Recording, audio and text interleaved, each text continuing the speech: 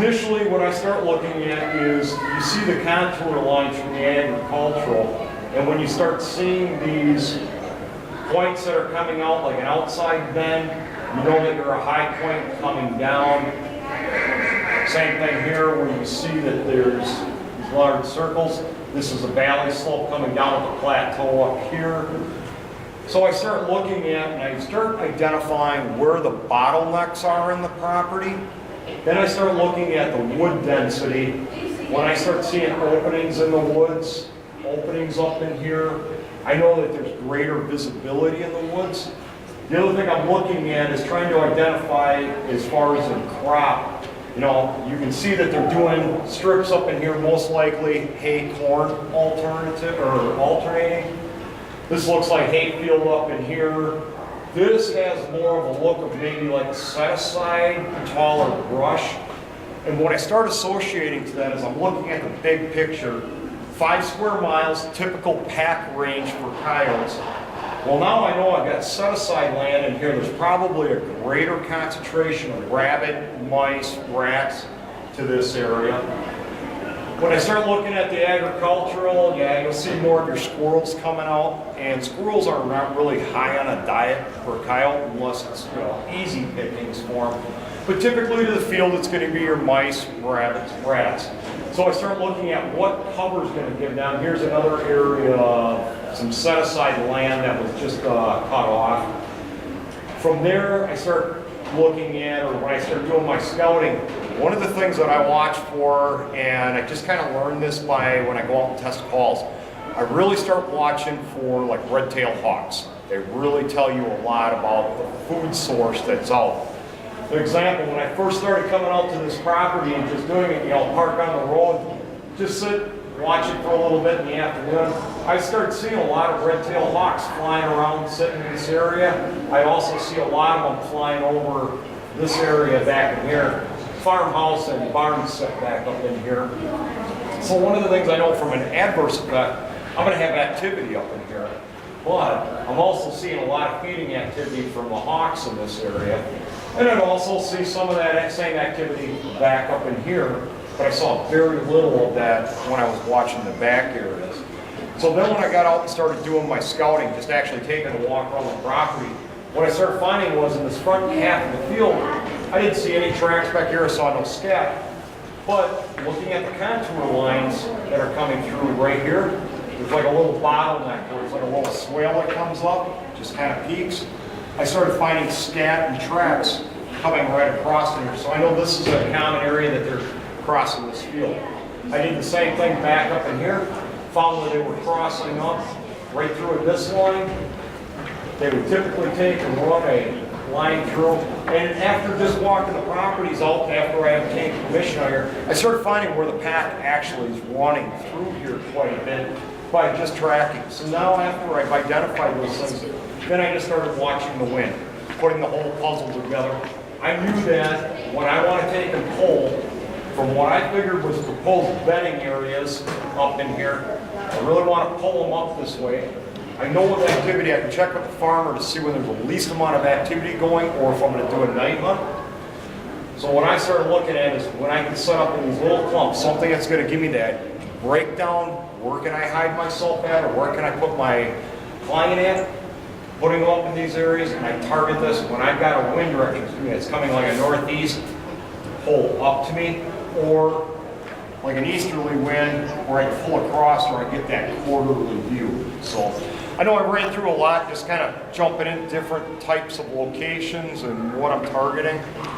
And I'm kind of going kind of quick because I want to cover a lot of information. Any questions, or you guys seeing how I'm picking it apart? Okay, just touching on calls and some of the stuff that I use. In the last 4 or 5 years now, I'm getting real lazy. I love the electronic calls. It does a lot of benefits. For one, you can have a lot of variation in your calls. This is the Firestorm, holds up to about 200 calls on it. Some of the other ones that are, you know, down in the 50. And really what you want is a good range of different rabbit calls and different pitches, and I'll get into that in just a minute. But it also gives you a level of separation. You know, if you're getting in areas where you're concerned on, you really don't have as great of a camouflaged area that you can blend yourself into, it gives you that ability to put the call out to a different area. Give yourself that 50 yards, 100 yards separation so that you've got a focal point here of a coyote coming in that isn't necessarily, you know, coming in directly where you're sitting at, and a less chance of you being spotted out. When I look at hand calls, I really look at two different variations of them. One being an open reed. The open reed is where the reed actually sits exposed.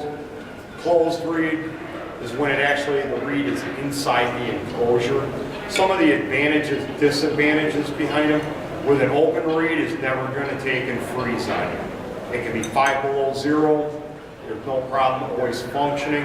The disadvantage is you throw it in the fanny pack, you catch that reed, you bend it over, you kink it. The other thing is, it takes a little bit more practice with an open reed because the placement of it in your mouth, just a small variation of movement can really change the pitch from and I mean, that's just moving it only that much of my lip, just that little difference. So it takes more practice with an open reed. The closed reeds, the disadvantage in the cold weather, condensation. It's 5 below, 10 below. You start calling, especially like the clear ones. This is a real good example of one that it's weird. First time I blow it, 30 seconds, I look at it and the thing looks like it's filled up with water. I generally don't keep my calls on a lanyard cord. I don't like it because they'll take it, bang around like this when I'm moving or when I turn. But one of the things that I'll find with some of them, especially the smaller calls, you'll get the reeds that'll take and freeze off. So just kind of on a pro and con of that. When I'm looking at calls and calls that I own, I'm a junkie. I've got boxes of them. I find them on sale, $6, $7. There's 4 more coming home with me. But one of the things from just hunting around, just taking Wisconsin in particular, the key areas that I hunt most frequently, Richland County up towards Trempealeau, up north La Crosse. I get up in the Boulder Junction, Prentice, Tomahawk area, and then I'm down in this area from basically Jackson over to west of Watertown. And over the years, I've really found that the pitch of a cottontail call really does make a lot of difference in the different regions that I'm going into. And there really is no one call fits all solution. And I'm not suggesting, hey, run over and start, buy 10 calls and become a junkie like me. But when you're taking a look at any hand calls, what you really want to do is pick up 2 or 3 different ones. Because what you're going to find in a general area is the food source changes between a juvenile cottontail and a mature cottontail based on season. Example, if you're out here recently and all, the heavier snow, late snow, you typically won't see many juvenile rabbits around. You'll see the big mature cottontails, you don't see the little.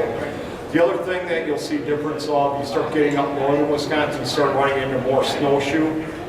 Down here it's predominantly all cottontail. And if you sit and listen to the pitch ranges of them, you'll notice just variations in that. So I'll always take and try to, have a little bit. The other thing, I don't have the luxury of taking a property, hitting it once, and then staying out of there for 2 months. I may have 4 or 5 clients in 1 week where I've got to go visit a couple of properties twice or 3 times within a week span. So the other thing I need to do is change it up. So when revisiting a property, change the location, change a call, change the calling sequence of it. But just kind of some examples, just when I'm referring to the pitch. Something in there to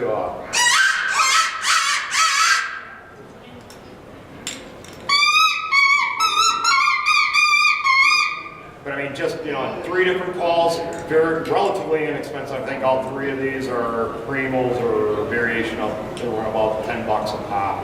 But it doesn't take much to give you a really different variation of that. When I'm looking at my first initial setup in areas, I'm generally always targeting food source, what's most prevalent in that habitat. And that's what I'm starting out with, and that's why, rabbit calls are generally the most popular, and they really do work the most frequent for me. So that's what I'm always starting out with.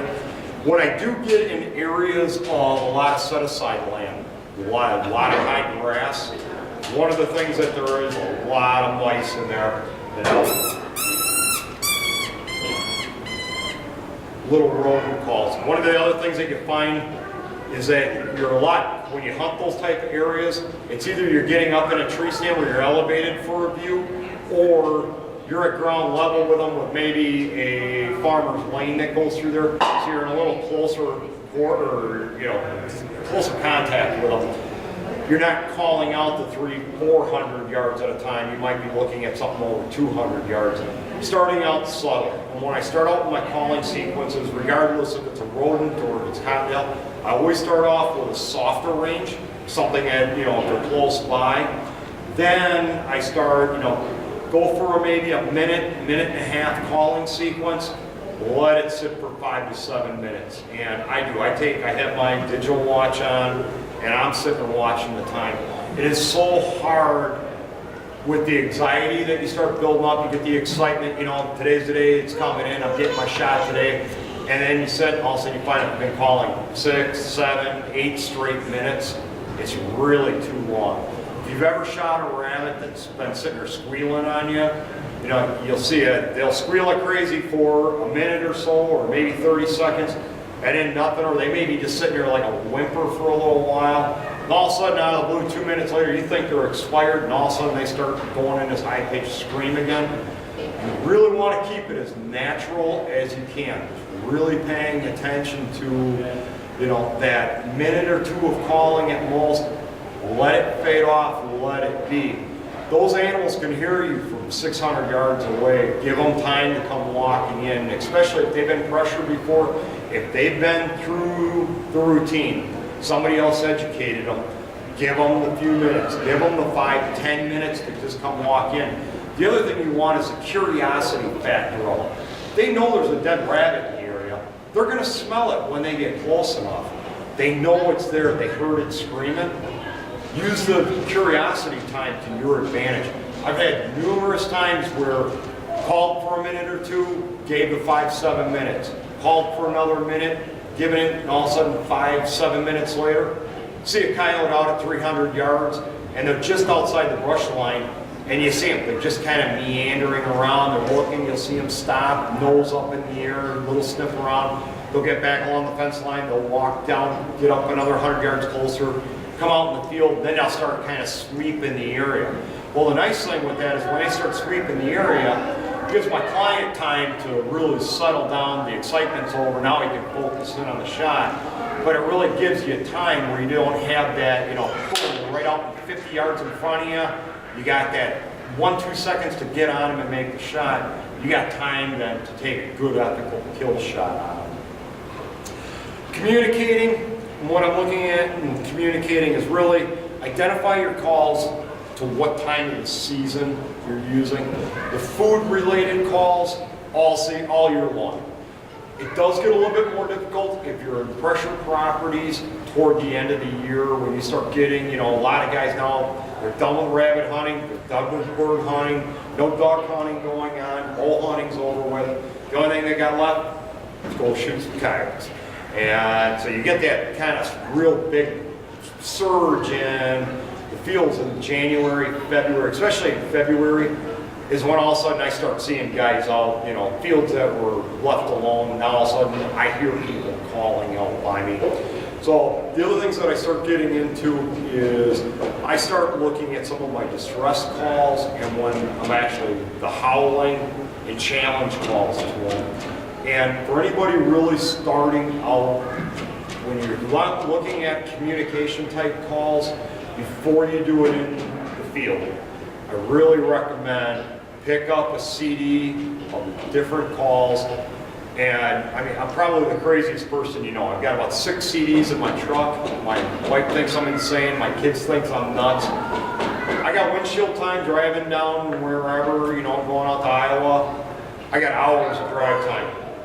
I'm CD on, I'm listening to, here's this challenge howl, listen to it, I'll take my howler, I'll take and do it. It's, okay, am I getting the timing, the sequence, and I'll sit and do that. The other thing that I just absolutely love, as much as I despise some of the smartphones and the iPods and the kids playing on them for hours, I learned my daughter's iPod or iPad thing, you can record sounds on this thing, and the recording quality is outstanding. I go out on my deck, summertime, and just trying to stay fresh with calling. I'll set that thing on the deck rail, I'll sit back in a chair, and I'll just start howling. And then I'll play it back, I'll set it down, walk 15 feet away from it, and start listening to it. And it's like, whoa, I'm kind of rusty, or yeah, I'm doing really good. And like a few of the calls that I've got, and that's one of the things I love with the iPods. I can dump it right on my computer. I got software now, I can change it from the Apple proprietary thing. I can put an MP3 player, and it is one of my draws to the Fox Pro, and there's a number of other calls out there that you can use multiple formats. You can use the MP3s. So what you actually start finding is that as you're recording to listen to yourself, as you play it back and you start to figure, hey, I'm really getting this dialed in and this is clicking, I'll take and load them onto my Fox Pro. So now out of about maybe the 170, 160 calls that I've got in there, I'm probably about 60 or 70 of them that I've recorded myself. Some of them work really well for me. Other ones, marginal. But the other thing I can always do is I can compare it. Where's my calling skills coming at? And I'm really getting a little bit more into advanced calling. But one of the things, and the reason why I touch on that is, I'll see guys that'll they want to do that challenge call. They'll want to get that out there, and when they take and do it, it's just a quick multiple bark and a shorter howl, just a, and let it just fall off, and they'll continue the howl along. They'll just have that little subtle detail in that call that'll just be a little off. And often what'll happen, and the things that I'll hear from guys is, yeah, I was sitting there calling, and boy, this one just kept howling back at me. He'd howl back at me, and I could tell he was getting closer and just never show up, wouldn't come in. And usually what I'll find when I listen to his calls is just that little detail. There's some little tricks in there. So what I always recommend is when you start getting to the point that you're going to start doing more challenge calling, take and do some practice. If you've got a device that will allow you to record yourself, record it, listen. Take a CD, compare it, listen to the CD, listen to your recording, and how similar are they? And when you start getting your confidence level built up in that, then definitely use them. When you start getting into the very last part of January, and typically I look at more about the February 15th time range, is when the breeding season really starts on coyote. So when you start looking at about the February 15th to about mid-June is really the prime time for using distress puppy calls. Something, and everybody is, at some time you stepped on the paw of a dog and you heard that squeal. When they just, that real high-pitched squealing out there. And typically when you get that squeal, in your calling sequence, you want to do it much less. Bring your sequence down to just a few seconds. Just like a dog. A dog, when they're injured, they give out that, little yip and some squeal, and typically they'll just whimper down and they'll lay and start licking their paw or wherever the problem is. The same's with a pup. When a pup's injured, it has a squeal and goes. But in that time period till about June, what you'll usually find is the female is going to come in most aggressively. She's the one that's going to pop in at 7,500 yards. She's looking for what's going on. It's that natural mother instinct is really kicked in. And what I've been learning over the years with it is, when I see, a lot of times we'll have two coyotes come in, I'm out calling in May. I'll have the one coyote in at 50, 45 yards, and there's the other one sitting on at 250, 300 yards. And typically, when we take the closer coyote, 99% of the time, we got the female. We take the longest one first, we got the male. So it's like that male hangs back to kind of guard the area. And this has just been an observation that I've found from over the years. but that's just how it seems. We really don't get a lot of triples, large pack come in that time period. I'll just get the one or two, and it's generally always the female comes in first to those type of calls. So that's kind of when I'm picking out my call sequences and type of calls. That's the time of year that I'm looking at them. Once I start getting about mid-June, I hunt year-round, and part of it is I do animal damage control. I've got a few farms by me that they've got sheep, they've got, you know, goats, etc., and smaller livestock animal. Coyotes love getting in there when, you know, the newborns are coming. So I'm hunting those areas all the time. But that's kind of with where and how I'm picking calls. And again, I'm kind of gearing this around getting started. So on the call aspect, any questions, or am I touching on everything that you were wanting to hear or know? Okay. Just some of the equipment that I've narrowed my things down. My preferred caliber is I shoot a 22-250, and that's what I outfit with. Flat shooting, I set up with the Burris XTR scopes.